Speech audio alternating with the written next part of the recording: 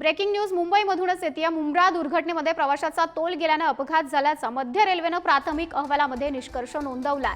मुंब्रा दुर्घटनेमध्ये 5 प्रवाशांचा मृत्यू झाला तर 3 जण जखमी झालेत। मुंब्रा दुर्घटनेचा अंतिम अहवाल हा लवकरच जाहीर होणार आहे।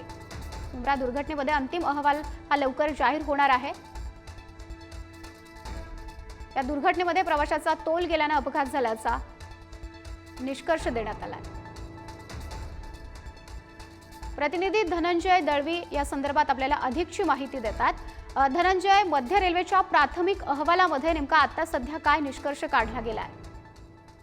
माधुरी, आपण जर पाहिलं तर मुंब्रा स्थानकाजवळ जो 9 जून रोजी झालेली जी दुर्घटना होती त्या सगळ्या संदर्भात मध्य रेल्वेकडून 5 अधिकाऱ्यांची एक समिती गठीत करण्यात आली होती आणि या समितीने 21 दिवसांच्या चौकशीनंतर एक प्राथमिक अहवाल जो आहे तो सादर केलेला आहे आणि या प्राथमिक अहवालाच्या निष्कर्षणामध्ये अपघाताचं कारण जे आहे ते प्रवाशाचा तोल गेल्यामुळे असल्याचं नमूद हे करण्यात आलेलं आपल्याला पाहायला मिळतं। आणि या सगळ्यामध्ये आपण जर पाहिलं तर या घटनेमध्ये 5 प्रवासी हे यांचा मृत्यू झाला होता तर 3 जण जे आहेत ते जखमी झाले होते।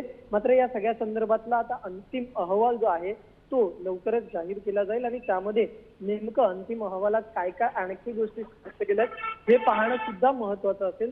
या सगळ्या संदर्भात आता रेल्वे पोलीस जे आहे ते या सगळ्याची चौकशी करतात।